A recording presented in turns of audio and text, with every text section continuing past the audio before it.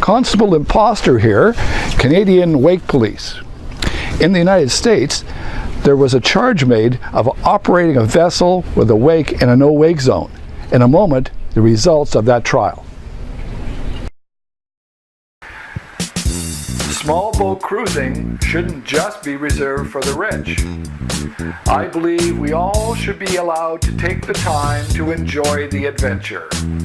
Let's get ready, learn a few necessary skills, find a boat, and take off for the adventures of our lives. I'm Alan Stokel, and this is Budget Boat Cruising.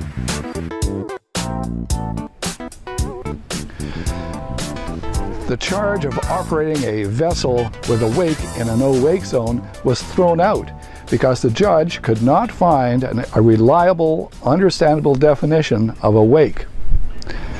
Here is mine.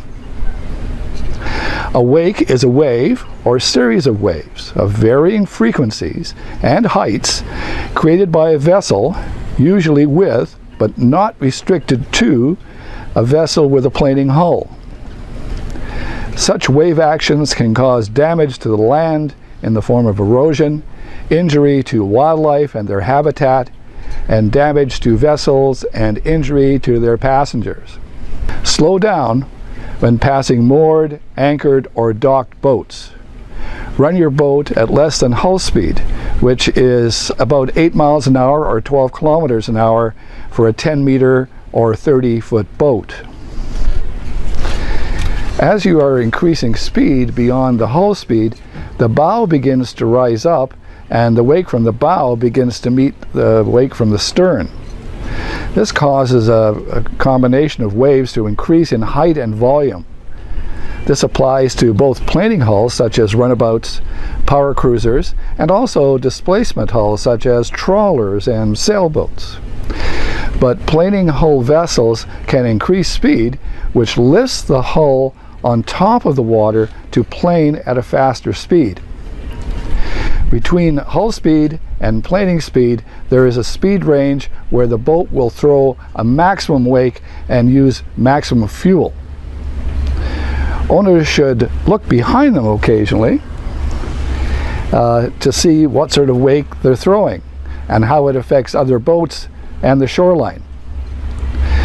Wake effects increase dramatically if the boat is operated in shallow water. Near vertical breakwaters, the waves will reflect back off the vertical surface, creating even larger waves.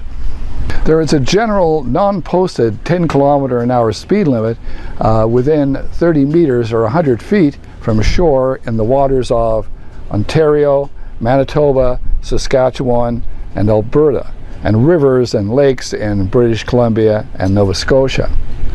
Posted speed limits would override this less than 100-meter wide exception. This rule does not apply to canals or buoyed channels where different restrictions may apply.